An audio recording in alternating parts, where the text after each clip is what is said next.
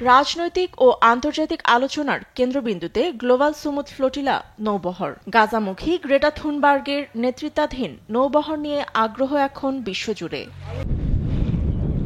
Global Sumud flotilla একটি আন্তর্জাতিক নৌবহর, যেখানে অংশ নিয়েছে ৪০ দেশের মানবাধিকার কর্মী, স্বেচ্ছাসেবক, চিকিৎসক, আইনজীবী, শিল্পীসহ নানা পেশার মানুষ।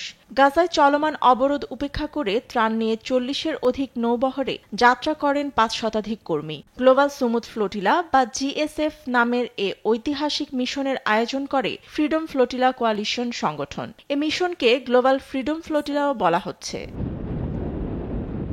নৌবহরে প্রতিটি জাহাজে আছে খাবার, ওষুধ ও জরুরি সামগ্রী। এ মিশনের মূল লক্ষ্য গাজায় ইসরায়েলের আরোপিত অবরোধ ভেঙে ক্ষুধার্ত ফিলিস্তিনিদের কাছে মানবিক সহায়তা পৌঁছে দেয়া। রাজনৈতিক মহলে চাপ সৃষ্টি করাও তাদের আরেকটি লক্ষ্য।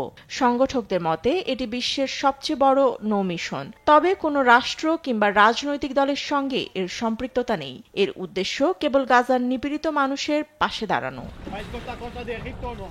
শুরুর দিকে তাদের এ ঝুঁকিপূর্ণ মিশন নিয়ে ছিল নানা তর্ক বিতর্ক। ইসরায়েল হামলা চালাতে পারে এ ভাবনা থেকে অনেকে এর বিরুদ্ধে অবস্থান নেয়। তবে সময়ের ব্যবধানে বাড়ে সমর্থন, যা শক্তি হয়ে সামনে চলতে সহায়তা করে। আইন অনুসারে আন্তর্জাতিক জলসীমায় বেসামরিক জাহাজ আটকের বৈধতা নেই ইসরায়েলের। তারপরও আন্তর্জাতিক আইন ও বিশ্বের আহ্বানকে উপেক্ষা করেই মানবিক নৌবহরও বাদ যায়নি আগ্রাসন থেকে। আগস্ট ও সেপ্টেম্বরে ফিলিস্তিনের পবিত্র ভূখণ্ড গাজার অভিমুখে যাত্রার ঘোষণা দেয় freedom flotilla coalition. Fatema Tasnim, news desk, দেশ টিভি।